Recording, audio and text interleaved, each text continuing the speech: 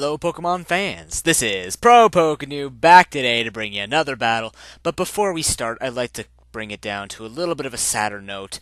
Yesterday was a big day in Canadian history and it saddens me to announce the death of the great Canadian Penny. Now, this touched many of our lives and it was a very depressing day as everyone just wandered around with these giant piles of pennies, and they didn't know what to do with them. So today, before we start the battle, I would like to take some time just to give a little eulogy for the Canadian Penny. Oh, great Canadian Penny, we will miss the fact that you made our wallets bulky and heavy. We will miss the fact that you were worth virtually nothing and never paid for anything. And worst of all, we will never, ever forget the fact that you were actually not composed of a penny mineral, like your brother in coin.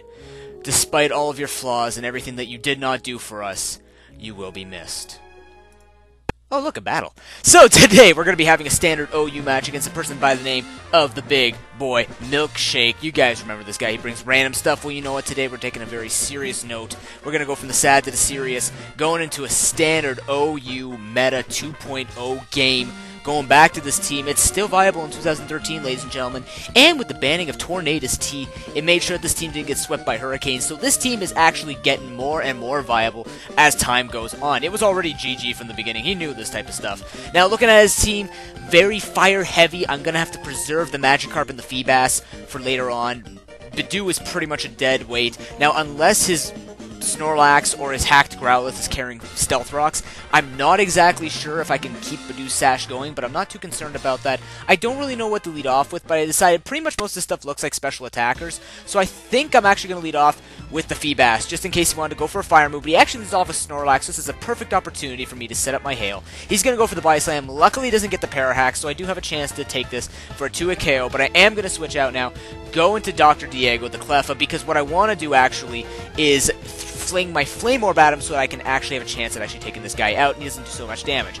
Unfortunately, he freezes me, but he's very nice, and he thaws me out with the Fire Punch, so I am able to fling my Flame Orb, get the burn on the Snorlax. Unfortunately, he's running that new meta of the Lumberry Snorlax. Don't know if it has Rest, he never actually reveals it, but I am going to go for the Endure just to do some more Hail stalling, as he is going to go for the Crunch. Now, obviously, because of my Magic Guard, I am not going to be taking any Hail damage, so he will have to go for one more Body Slam, thus staying in longer for the Hail to pellet him. Unfortunately, I forgot to put the Smooth Rock, or the Icy Rock, whatever the heck it is, on my Feebas, so unfortunately it's not going to last that long. I am going to go into Case Victory, miss the Sleep Powder, and he's going to burn me with the Fire Punches. There's a lot of hacks going on in this game.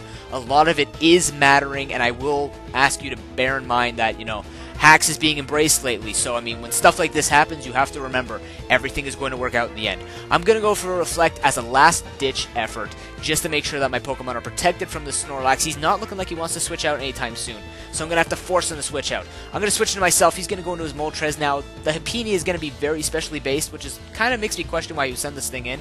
Goes for Fire Blast. As you can see, I take it very well, but I'm going to go for the T-Wave first, just to make sure that this thing is crippled, and I hopefully will be fast enough to go for the Sweet Kiss, which I am. I'm going to start doing some Parac Fusion shenanigans. He is going to hit himself into Confusion, which is the better of the two Haxes, in my opinion. But now I'm going to send in Feebas to be Death Fodder, as he actually decides to switch out into Flareon. Now, he timed this perfectly because the Reflect is off, so I just wanted to scout with what he was going to do. He actually goes for the Flame Charge. Now, this scared me a tiny bit because it will outspeed the majority of my team, but he actually decides just to switch out into Snorlax, as I end up going for the Confuse Ray. So if this thing ever does wake up, he is going to have some problems. So I'm just going to switch back into myself as kind of a Death Fodder, but I wanted to more or less just start getting some Mud Slaps off on this Snorlax, because flinging Mud is the most powerful thing you can do in Pokemon. It's almost as powerful as a Hyper Beam coming off a Magikarp, but I mean, you know, we're not going to go there. So I'm just going to keep flinging it, trying to lower his accuracy. He's going to decide to switch out, fearing that he's going to miss. He's going to switch to his Ninetales, as I actually end up going for a Mud Slap, getting an accuracy drop.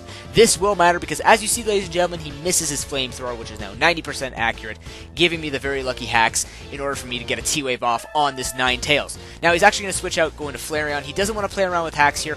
I'm going to go for the Sweet Kiss, luckily get the Confusion on the Flareon, but now what I'm going to do is actually switch out into my Magikarp. I'm looking for the Choice Banded Sweep. He's going to go for the Fire Fang. Does a pretty significant amount of damage, but luckily I can take one. go for the bounce. If he wants to send anything else in, it's going to get paralyzed. So now what he's going to have to do is he's going to have to switch out, fearing that a lot of damage is going to be coming off this bounce. He's actually going to go to Snorlax to take it. I get the crit though, and as you can see, ladies and gentlemen, on a Snorlax, that's a fair amount of damage from a crit from a Magikarp's bounce.